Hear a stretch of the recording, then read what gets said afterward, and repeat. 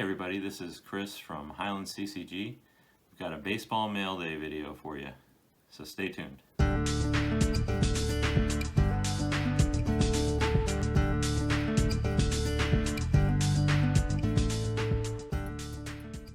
Hey everybody, this is Chris, Highland CCG.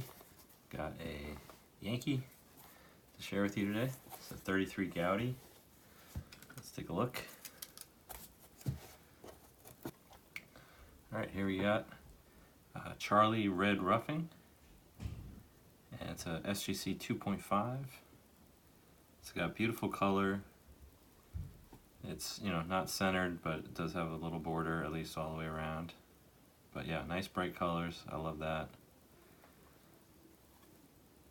And yeah, looks like a 2.5. Corners are definitely soft. A little bit of like staining or bleed through there. But that's cool. I don't mind that. Look at that. That's a beautiful looking card. That's what I care about. So Red Ruffing. He was a right-handed pitcher, and he played in the majors from 1924 to 1947. So nice long career. Played for the Red Sox, the Yankees, and his last year was at the White Sox. He was a 6-time All-Star, 6-time World Series champion, 1932, 36, 37, 38, 39, and 41. That really beautiful run with the Yankees there. He was the AL wins leader in 1938. He was the AL strikeout leader in 1932. He has a plaque in Monument Park. He's in the Boston Red Sox Hall of Fame, and he's also in the National Baseball Hall of Fame, inducted in 1967. So he dropped out of school as a kid and went to work at a coal mine, and he played on the coal mine's baseball team. They had a team, like a, I guess, intramural team. He was an outfielder and first baseman, but unfortunately during his time working in the mines he suffered an accident where he lost 4 toes on his left foot, so he wasn't able to really run very well going forward, and transitioned then to pitching. Played for 2 years in the minors before signing with the Red Sox, and then debuted with the Red Sox in 1924. Yeah, he kind of struggled with the Sox. He didn't do very well any of the years he was there, from 24 to, I think it was 1930, I want to say. Yeah, 1930, so 24 to 30, 6 years, kind of struggled all the way through. Was eventually traded to the Yankees because the owner of the Red Sox needed some money, and so he got, I think it was $50,000, which is, I think it's like over $800,000 now. And then he also got a loan for $50,000, and then there was another player, but he wasn't a very good player. It wasn't notable. But yeah, so that trade brought him over to the Yankees, and over there, the manager was a former pitcher, Bob Shockey, and he thought that he could turn Ruffing around. He thought that he could help him with his technique, and he was right. He was definitely right. Yeah, in 1932, he pitched a complete game shutout, and he also hit a home run in the same game, which led the Yankees to win 1-0 against the Senators. And he also won 18 games in 1932, and he had a 3.09 ERA, so he was starting to turn it around.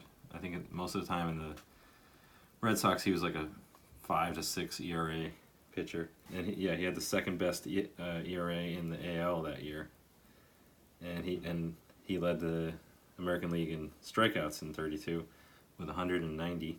And then he went on and pitched Game 1 of the 1932 World Series, which he won, and the Yankees won the series 4-0 against the Cubs. In 35, he had the third best ERA in the American League, and he won 20 games in 36. In 36, he also pitched the longest complete game for a Yankee pitcher, I think at the time. I don't know if that's been broken or not, but it was 16 innings, and won against the Cleveland Indians. Again in 36, he started the Game 1 of the 36 series, but he lost that game, unfortunately. But fortunately, the Yankees won the series against the Giants 4-2. In 1937, he again won 20 games, and he finished with the 4th best ERA in the American League with 2.98, and started Game 2 of the 1937 World Series, winning the game, and the Yankees defeated the Giants 4-1. In 1938, he led the league with 21 wins, tied the league with shutouts, 3. He had 3 shutouts in 1938, and he had the 3rd best ERA at 3.31. He pitched again in Game 1 of the 1938 World Series against the Cubs, and he won that game and another game in the series, and the Yankees beat the Cubs. In 1939, he won 21 games, so you can see he's come a long way. Just kind of working on his form and changing the way he delivered the pitches. It was enormous. So it was good for Shockey for recognizing that, you know. 1938, he had 21 wins. Ruffing pitched in Game 1 again of the World Series in 1938 against the Cubs, and he won 2 games in the series, and the Yankees defeated the Cubs.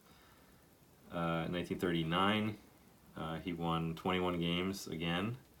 He had 4 shutouts. And in 1939, he also pitched in Game 1 of the 1939 World Series, and he won, defeating the Reds. The Yankees won the series 4-0, and he finished 1939 with a 2.93 ERA. And guess what? In 1941, he pitched in Game 1 of the World Series, and he beat the Dodgers. And the Yankees beat the Dodgers 4-1 in that series.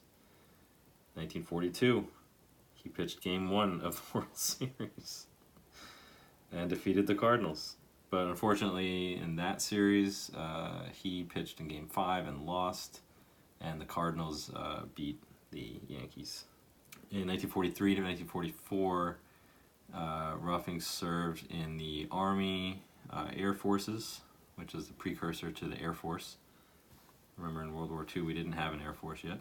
He returned in 1945, and then in 1946, he was doing really well. He had a 5-0 record with a 1.77 ERA, but then a line drive shattered his knee, and he was out for the rest of the season. And that was kind of the end. 1946 was a really rough year, and then he got released by the Yankees, and in 1947 he signed with the White Sox and played 1 year, not so great of a year, and then ultimately retired. When he left the Yankees, he had won a total of 231 games with the Yankees, which was the most for a right-hander in Yankee history, and was the most of any pitcher on the Yankees until Whitey Ford. Whitey Ford being a lefty, but Whitey Ford beat that record in 1965. And then after he retired, he went on, stayed with the White Sox and managed minor league teams in their organization. So, Hall of Famer, definitely a notable Yankee, part of an amazing run for the Yankees in the 30s. So, very cool to add this to the collection. And just a cool looking card, I think. The colors are beautiful. Centered enough that it looks good. Hope you got a kick out of that, learning more about one of the Yankees from the old days. Hope you have a great rest of your day, and I hope tomorrow's even better. I will talk to you soon. Bye.